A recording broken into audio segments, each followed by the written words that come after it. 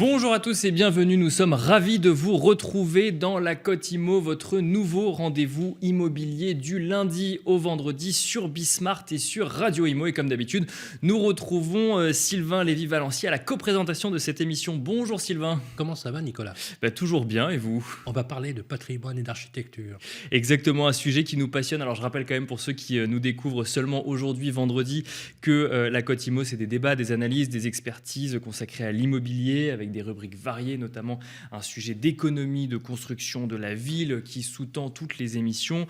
Aujourd'hui, effectivement, Sylvain, vous le disiez, La Cote Immo décrypte l'actualité de l'architecture, du patrimoine. C'est bientôt le week-end et ça donne des idées pour aller visiter des expositions, des sites ou même, évidemment, des immeubles. Au sommaire de cette émission, nous aurons le plaisir, dans un premier temps, de recevoir Anne Démian, architecte et académicienne des Beaux-Arts. On lui demandera à quoi ressemblera la ville de demain, avec évidemment ce sujet de ville du futur décarboné, un sujet hautement d'actualité. Nous verrons comment les architectes peuvent s'intégrer dans ces enjeux et nous enchaînerons ensuite avec Léo Guy de Narcy qui nous rendra visite également, critique d'art et responsable du centre d'art Onde à Vélizy. Nous demanderons à Léo Guy de Narcy si les grands ensembles peuvent être considérés comme des œuvres architecturales. On se retrouve tout de suite dans ImmoCity. Et oui, Nicolas, je ne vais pas bouder mon plaisir, si vous le permettez, puisque je suis ravi d'accueillir Anne Démian sur le plateau. Bonjour. Bonjour. Je suis ravi d'être avec vous.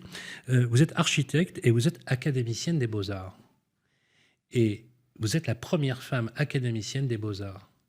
Je trouve que la symbolique est très forte. Comment se fait-il que vous soyez la première à entrer dans cette belle institution ? Je pense que l'Institut de France et notamment l'Académie des Beaux-Arts est en train de se moderniser à grands pas. Et c'est vrai que le fait qu'il y ait pour la première fois une femme à l'Académie est représentatif de cette modernisation. Notamment, il y a un perpétuel qui s'appelle Laurent Petit-Gérard qui est très attaché à, on va dire, ouvrir l'Académie des Beaux-Arts à toutes les tendances, et notamment l'idée qu'une femme puisse être représentée était important pour lui. En tout cas, symboliquement, ça a du sens. Vous êtes également enseignante, vous êtes diplômée de l'École nationale supérieure d'architecture de Versailles, donc membre de l'Académie d'architecture. Vous dirigez votre propre agence parisienne, vous avez une trentaine de collaborateurs. Donc vous êtes, on peut dire, une personne très active. Vous avez à votre actif, citons notamment les 3 tours Black Swan à Strasbourg, le lycée hôtelier de Guyancourt, le siège de la Société Générale à Fontenay-sous-Bois, où j'habite. Donc c'est très bien. Ainsi qu'à Paris, plusieurs centaines de logements récents, notamment à la gare d'Auteuil et l'extension rénovation qui est en cours à l'École supérieure de physique et de chimie industrielle ESPCI. Dans votre ouvrage Rêver, civilité, consacré à la ville du futur décarbonée, j'allais dire c'est presque un rêve d'urbanité. Vous dites qu'un architecte doit être force de proposition pour penser la qualité des constructions et leur devenir comme patrimoine public légué aux générations futures. Mais on a l'impression d'un sentiment qu'on pourrait qualifier de sentiment d'urgence dans votre écriture. On n'arrive pas à loger les Français. En France, les personnes, vous connaissez les chiffres, 12 millions de personnes mal logées, 2,5 millions de personnes en état de précarité. On a vraiment un vrai sujet en la matière, avec des contraintes qui sont parfois opposées, dans lequel il faut préserver effectivement l'environnement, où il ne faut plus trop s'étaler, parce qu'on est plutôt à l'heure de ce qu'on appelle le ZAN, zéro artificialisation nette, mais en même temps, on a une croissance démographique sans précédent. Je prends les autorisations de permis de construire en 1982, qui sont quasiment au même chiffre qu'aujourd'hui, sauf qu'il y avait 15 millions de Français en moins à loger, donc ça, c'est un vrai sujet. Mais rares sont ceux, d'ailleurs, qui se pense ou qui propose, c'est un peu la trame de votre œuvre, si je peux m'exprimer ainsi, de l'urgence à transformer la ville, à transformer la densité, à transformer l'urbanité. Comment ça se fait que vous êtes si peu, finalement, à vous poser la question du futur ? Et pourquoi vous, Anne Démian, vous êtes orienté, vous avez définitivement dans votre carrière, c'est même le trait sous-jacent, orienté toute votre activité vers ce sens ? Parce que je suis complètement... Toute mon activité est liée à la volonté de faire des passerelles entre l'intérêt public et la dynamique en fait, du secteur privé qui a pris de plus en plus le pas en fait, sur la possibilité de construire nos territoires.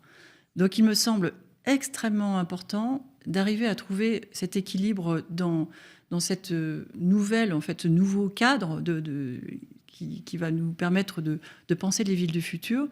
Et je pense qu'il faut changer de paradigme. Jusqu'à présent, on pensait surtout immeuble après immeuble. Moi, je pense que le nouvel objectif, c'est la ville, c'est-à-dire c'est le temps long. C'est comment, vous l'avez dit, les enjeux de demain, c'est des enjeux sociaux et environnementaux. Comment on va arriver à faire en fait que les villes soient plus agiles dans leur capacité à proposer en fait une possibilité à toute une population de se loger, alors même que les changements climatiques vont nous amener à avoir quand même un climat qui va être moins favorable qu'on ne l'a connu. Donc il y a vraiment cette idée de anticiper d'un point de vue, on va dire, c'est pas l'idée d'être catastrophiste, hein, c'est plutôt l'idée d'être critique par rapport à la situation. Et je pense que la question de l'agilité des villes, ça veut dire comment on va restructurer des bâtiments qui méritent de l'être et comment on va en créer de nouveaux qui vont permettre des usages peut-être plus hybrides. Est-ce que ça veut dire qu'il va falloir avoir le courage, peut-être, d'enfin construire la ville sur la ville? Parce que c'est ce que vous dites, vous connaissez les chiffres, hein, en 2050, 80% de l'humanité vivra dans ce qu'on appelle les centres urbains. Donc on voit bien que la notion d'urbanité dépasse très largement les grandes métropoles ou les villes telles qu'on les a connues avec cette hypermétropolisation.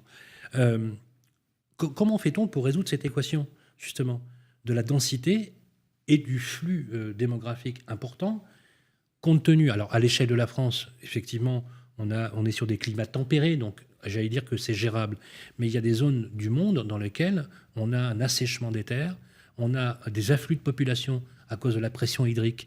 Il y a des centres urbains où il y a encore un peu d'eau, je pense à l'Afrique subsaharienne et à l'Afrique continentale. La ville de demain, à quoi elle ressemblera? Vous avez tout à l'heure parlé, on a évoqué la notion d'acceptabilité du public, vous savez, sur la verticalité, la hauteur. Et effectivement, c'est sans précédent. Il y a des projets retoqués, alors que les PLU le permettent, par des maires aujourd'hui, parce qu'effectivement, ils ont des administrés qui leur sont parfois hostiles. C'est difficile de résoudre ces contraintes opposées quand on est architecte, non? Oui, mais je pense qu'il faut refaire une narration autour de la densité. C'est-à-dire que la densité, elle est perçue par le grand public comme en fait, synonyme des tours et des villes hyper denses. Donc moi, je pense que par rapport à la question, on peut, à mon sens, allier densité et beauté. C'est-à-dire qu'il y a eu, avec l'exode rural, une dissociation très forte entre les grandes villes qui en fait ont reçu en fait beaucoup de population en très peu de temps, et les villes qui se sont vidées. Et donc il y a eu une sorte de distanciation très forte entre les campagnes et les villes. Notamment dans les campagnes, il y avait de moins en moins de services publics. Là, moi je dirais que le Covid nous a permis de prendre conscience, et beaucoup de gens se sont rendus compte que peut-être qu'il y avait une autre façon de vivre par rapport aux grandes villes et qu'on pouvait revaloriser des territoires qui jusqu'à présent avaient été délaissés. Donc moi, je suis assez favorable à une densité moyenne qui permettrait de donner une alternative à ce rêve qui pour moi était un cul-de-sac, qui est l'idée d'avoir son pavillon et son jardin loin de tout, notamment les cités... Vous donnez raison à un certain membre du gouvernement, là. Non, mais la cité de Mont-Lassonard, on va dire, sur des centaines de mètres ou des centaines de milliers de mètres carrés, en fait, on a des pavillons à perte de vue. Les gens sont complètement tributaires de leur voiture. Avec la montée du prix du pétrole, ça n'a absolument aucun sens. Mais ça, par exemple, c'est un sujet d'architecte, le fait que le citoyen ou la citoyenne utilise ou non sa voiture. C'est une question qui doit se poser. Moi, je considère qu'on n'est plus dans cette période d'architecte démiurge qui, en fait... Non, mais c'est vrai. C'est vrai ce que vous dites. Il y a eu une période où, par exemple, Oscar Niemeyer a fait Brasilia, mais on lui demandait aussi. Bien sûr. Voilà. Oui. C'est-à-dire qu'il y avait cette idée que la ville allait résoudre tous les problèmes sociaux. Oui, c'est très vrai. Le Corbusier a écrit en fait, des traités en fait, sur la manière de concevoir la modernité, mais c'était une modernité qui était la même dans le nord et sud de la France. Moi, ce qui me gêne, c'est qu'aujourd'hui, on est rattrapé par des questions environnementales et qu'il faut re-questionner en fait, ces questions. Et que oui, c'est une question d'architecte, parce que je considère que l'architecte moderne, il doit être capable d'avoir un recul en fait, par rapport aux milliers de données assez contradictoires en fait, dont on bénéficie tous à travers des informations qui sont assez pixelisées et jamais transversales. C'est-à-dire qu'il peut y avoir peut-être des connexions à faire entre des questions sociologiques, géographiques, climatiques, scientifiques. Et en fait, l'architecte... Et pourquoi pas philosophique? Et philosophique, bien sûr. sûr. C'est-à-dire comment on pense notre être dans une ville collective du futur. Et donc, l'architecte comment dire, pour moi, un metteur en scène au sens, il doit avoir l'art de la synthèse de toutes ces notions-là. Donc, on n'est pas comme à la Renaissance, l'architecte était à la fois sculpteur, dessinateur, peintre, etc. Mais il peut anatomiste, voilà, certains. Chaque architecte a forcément des appétences qui lui sont propres, peut-être plus en mathématiques ou en sociologie, mais c'est quand même cette ouverture, cette aptitude à créer une synthèse qui permet d'être critique par rapport à des solutions qui sont parfois, on va dire, assez... des recettes inopérantes. Alors, je sais que vous croyez au concept de concevoir réversible. Ma question, c'est peut-être un peu naïve, un peu concrète, mais un architecte est appelé sur un bâtiment dans une ville qui en compte des milliers. Comment, vous disiez tout à l'heure qu'il faut prendre en compte l'intégralité de la ville et de l'évolution de la ville quand on conçoit un bâtiment.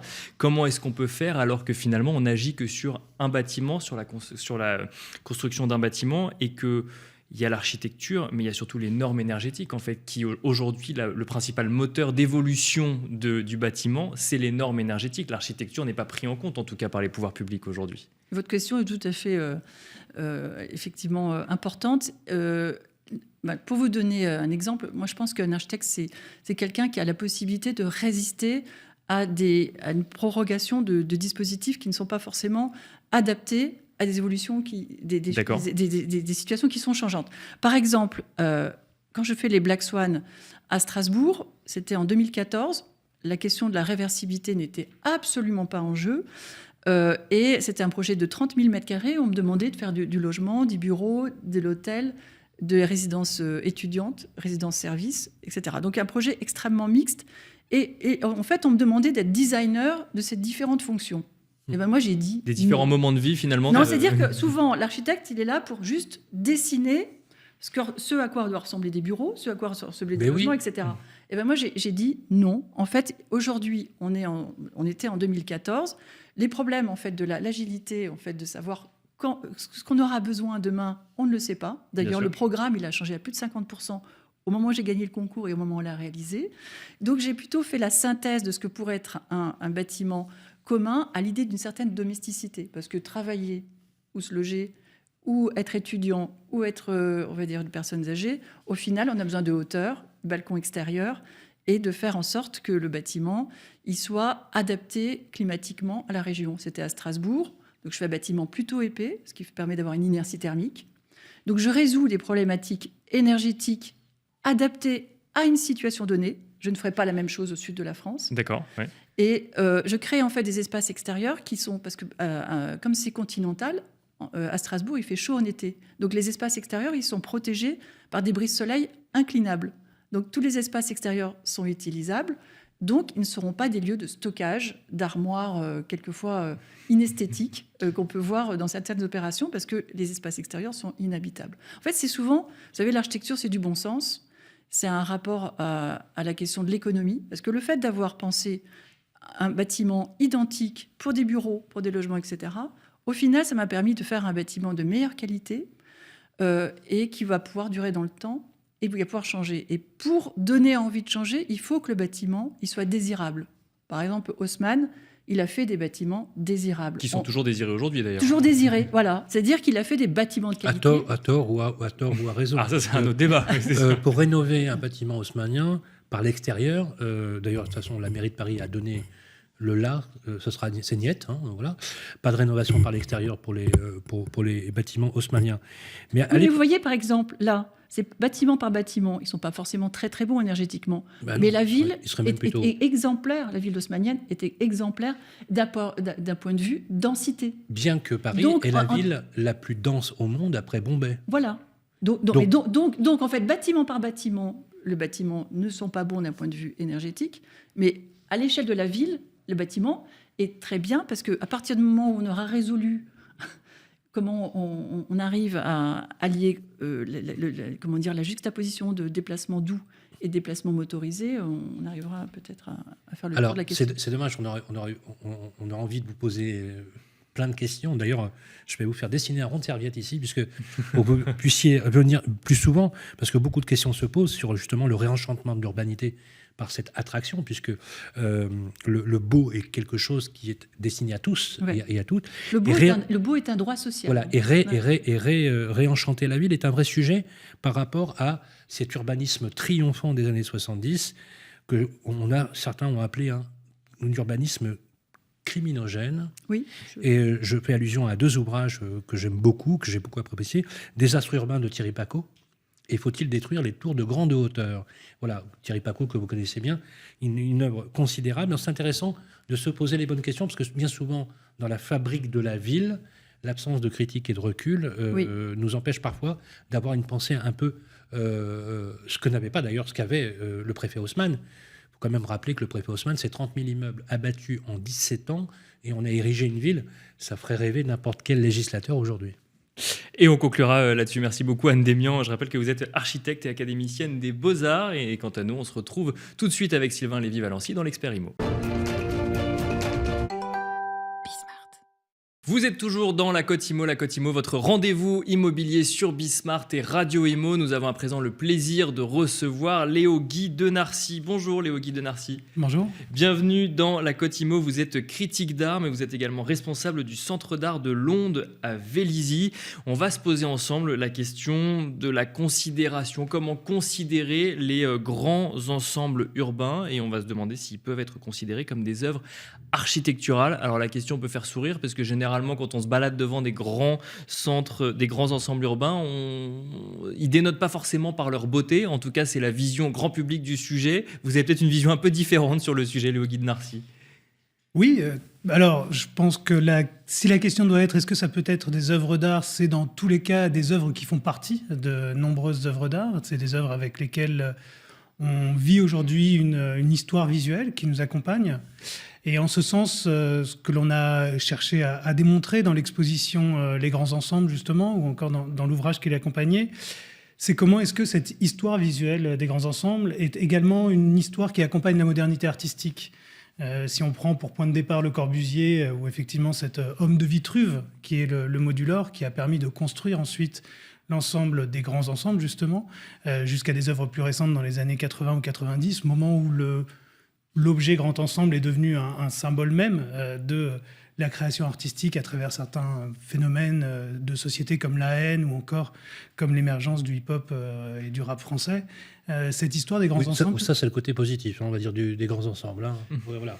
Oui, artistique. Ouais, je veux dire, pour avoir grandi à Vénissieux, aux Minguettes...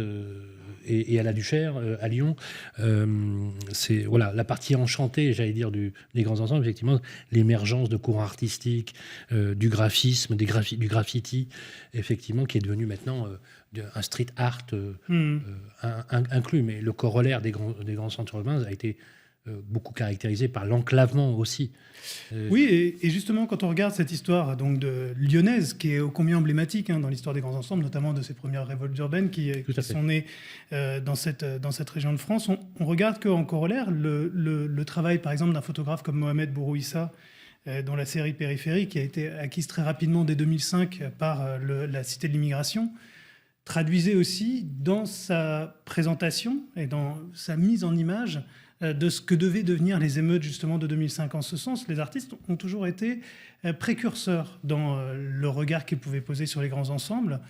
Cette série Périphérique qui raconte aussi le parcours d'un photographe depuis le périphérique jusqu'à un travail d'éloignement aussi de ce centre, parce que l'histoire des grands ensembles, c'est aussi quand même intrinsèquement un rapport centre-périphérie, notamment dans les arts visuels. Raconter déjà en amont des émeutes de 2005 ce qui devait advenir, pour avoir ce côté, comme je le disais, visionnaire du travail, même dans ses aspects les plus négatifs, comme vous les soulignez. Oui, c'est vrai que ce sont, pardonnez-moi, mais ce sont des aspects qui sont intéressants dans la vision de la cité. Je prends, moi, j'aime beaucoup ce que vous faites, parce que, en fait, vous réenchantez dans la conception, même abstraite. Je ne sais pas qui est le philosophe qui disait que la culture est une nécessité futile, nécessaire à l'esprit. vous réenchantez finalement ce qui n'est pas par nature. Parce que vivant à l'intérieur de ces grands ensembles, on a une impression d'avoir une espèce de prison à ciel ouvert dans lequel on ne sort pas. D'ailleurs, c'est Roland Castro, un architecte connu, qui avait plaidé pour le désenclavement justement de ces grands ensembles. Et en même temps, vous avez raison, parce qu'effectivement, in fine, ce qui apparaissait comme laid, comme pas très beau, a laissé émerger finalement une espèce de culture urbaine qui finalement commence à avoir des aspérités extrêmement intéressantes à analyser. Donc je comprends bien le versant de tout cela. Et ceci étant dit, je pense qu'il est aussi toujours important de rappeler que la terminologie grands ensembles, elle est toujours étonnante quand on la regarde même dans le détail. C'est-à-dire que finalement, c'est un peu vaste comme un programme politique qui n'en serait pas vraiment un. Qu'est-ce que ça veut dire, grand ensemble ? Oui, voilà, les grands ensembles avaient été créés dans les années 60 pour loger 2 millions de rapatriés dont on ne savait pas quoi faire. Voilà. Mais évidemment, c'est une réponse collective à une situation de crise. Il y a un urbanisme triomphant des années 70. Et quand on regarde la question de la conservation, l'exposition qui s'est tenue à Vélizy-Villacoublay... Oui, c'est ça que je voulais mentionner. Vous avez réalisé une exposition sur le sujet où vous avez mis en fait en exergue finalement les projets artistiques dans le bâti et notamment dans ces grands ensembles. C'est ça. Et quand on regarde en fait les niveaux de conservation, si on voit le Point du Jour à Boulogne, Meudon-la-Forêt ou encore Vélizy-Villacoublay qui portent en son centre un grand ensemble, il n'y a absolument rien à voir avec ce que l'on pourrait appeler le prisme 93 ou encore des Cassianers de Marseille. C'est-à-dire qu'à la terminologie grands ensembles, finalement, répond une pluralité de significations énorme, pluralification de lieux, là où finalement le dénominateur commun le plus évident pour des problématiques sociales comme celles que vous soulignez serait plutôt des quartiers politiques de la ville. Mais aujourd'hui, on va continuer à les traiter par le cas de grands ensembles et par effectivement cette terminologie qui rappelle en elle-même, dans son terme, quelque chose de commun autour d'enjeux sociaux, chômage endémique de masse, problème d'insalubrité, problème par rapport également aux bailleurs sociaux. Justement, accès à l'éducation qui est bridé dès l'origine. C'est ça, contournement des cartes scolaires et tout ça. Voilà. Alors ça, c'est j'ai envie de dire des sujets qui sont d'aujourd'hui, mais d'hier également. Aujourd'hui, on a des sujets sociaux qui sont évidemment toujours présents, même massivement présents. Vous le rappelez souvent, Sylvain, dans la Côte-Imo. On a également un sujet énergétique, transition énergétique, écologie. Là, les grands ensembles aussi doivent ou peuvent faire leur mue pour aller apporter une réponse supplémentaire d'un côté social et de l'autre écologique. Alors, bien qu'étant comme tout citoyen extrêmement concerné par la question écologique, le critique et commissaire d'exposition que je suis n'aurait aucune légitimité. Non, mais l'expert en grands ensembles peut avoir une idée du sujet. Non, ceci étant dit, il y a un point qui est extrêmement intéressant dans le cadre des programmes de rénovation, et notamment les grands programmes en rue qui ont accompagné l'émergence des grands ensembles et qui ont permis aux arts visuels de se développer par un biais que l'on n'aurait pas soupçonné au sein des grands ensembles, avec notamment sur la grande politique en rue qui s'est mise en place justement sur le mandat de Nicolas Sarkozy. Il y a eu cette idée, à travers le programme Borloo, de faire accompagner des politiques de rénovation urbaine par le biais notamment d'artistes dans le champ du visuel. Pourquoi ? Parce qu'on s'était rendu compte que les grands programmes de rénovation précédents étaient des échecs relativement complets parce qu'il y avait de la part des habitants un rejet de chantiers qui étaient extrêmement rapides, des problèmes aussi sociaux liés à des trafics qui peuvent être en place et où effectivement l'implantation d'artistes, le travail d'artistes plasticiens sur le bâti, sur le bâtiment lui-même, en préfiguration de ce que devait être un programme de rénovation permettait justement d'agir sur l'acceptabilité sociale de ces rénovations urbaines. Donc l'amélioration artistique du bâtiment améliore la qualité de vie du bâtiment et voire même les échanges au quotidien. Pas du tout, c'est là où, mais là où l'axe était peut-être plus intéressant, c'est que l'idée était plutôt de réussir à recréer du commun autour de projets collectifs au sein des grands ensembles. C'est là où on rentre dans une démarche d'un schéma participatif, aujourd'hui assez cher aux politiques, et notamment dans le cadre des politiques de la ville, et donc on demandait aux artistes finalement, par un biais, j'ai accompagné un programme comme celui-là, de jouer le rôle que le bailleur n'était plus en capacité de jouer, c'est-à-dire de créer des démarches collectives au sein du bâtiment. C'est la symbolique d'une démission totale à la fois des politiques publiques, parce que, alors moi j'aime beaucoup ce que vous faites, parce que vous donnez aux usagers une vision proposée, si je peux m'exprimer ainsi, enfin, vous tentez de leur donner une vision proposée, différente de celle qui leur est prédestiné. Je m'explique. Les grands ensembles, normalement, ça se détruit. Il faudrait détruire les grands ensembles. Et ça, vous le savez déjà, puisqu'il y a beaucoup de programmes aujourd'hui qui préconisent la destruction des grands ensembles. Je peux vous en citer quelques-uns qui ont déjà été rasés. D'ailleurs, dans le quartier dans lequel moi, personnellement, j'ai vécu, notamment à la Duchère, il y a eu, dans le 9e arrondissement, une grande politique de destruction de ces grandes barres d'immeubles qui étaient délétères, et vous l'avez dit. Mais ce qui est intéressant dans votre vision, c'est pas le fait que vous preniez le grand ensemble en disant « il faut des grands ensembles pour faire de l'art », c'est que vous avez invité, finalement, l'art là où, quelque part, il ne pouvait pas prospérer. Et à la faveur, finalement, de conditions sociales diverses et d'origine sociale diverse, vous l'avez rappelé, chômage de masse, accès à l'éducation, problématiques de transport en commun qui enclavent et qui isolent les personnes, vous leur avez donné ces trucs. Je trouve que c'est un bilan extraordinaire. Justement, je pensais à celui que vous avez dans votre expérience, c'était aux Ateliers de la Cité, à Marseille. Vous avez dressé l'inventaire d'actions qui ont été menées sur les 3 dernières décennies par des artistes dans l'environnement des logements sociaux. Vous avez fait ce travail. Aujourd'hui, c'est quoi le bilan, si on devait faire le bilan? En plus, alors, là où vous l'avez fait dans un lieu hautement symbolique aussi. Oui, le bilan est globalement, je ne sais pas si c'est forcément celui d'un échec, mais c'est celui d'une interruption. Et c'est là où effectivement la chose va être un peu désagréable, c'est-à-dire que personne n'a envie d'être celui qui va enterrer un programme d'action culturelle ou encore des programmes d'action culturelle. En l'occurrence, le problème est, comme de nombreux d'ailleurs projets culturels, la question de la précarité des artistes plasticiens qui y interviennent, la précarité aussi des projets en eux-mêmes, qui sont en général là où il faudrait un programme sur 10 ans, des programmes qui vont durer 1 ou 2 années.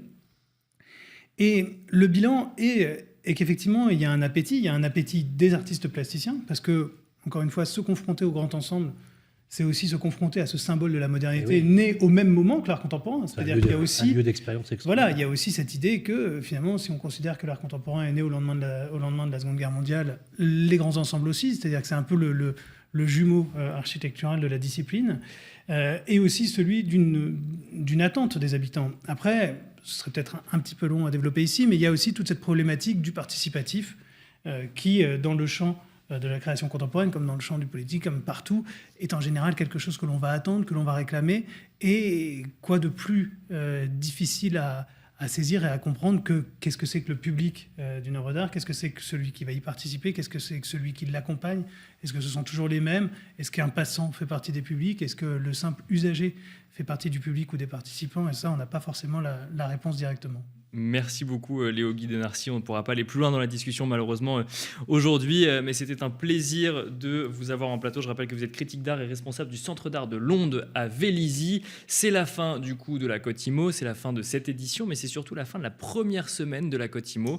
Sylvain Lévy-Valency, on peut se féliciter de cette première semaine de la Côte Imo. Un plaisir de l'avoir co-animé à vos côtés. Absolument, et la promesse que l'on s'est faite, puisqu'on est maintenant entré en vitesse de croisière, pour toutes et tous, vous qui nous regardez, c'est justement de vous donner à la fois une vision de l'immobilier, du logement, mais pas que, de la fabrique de la ville, de l'urbanité, avec tout ce qui en ressort. Et je pense que le pari est plutôt bien parti. Merci Nicolas. Et on vous donne rendez-vous lundi prochain, une émission de la Côte Imo consacrée à tous les sujets PropTech, innovation dans l'immobilier. À lundi prochain.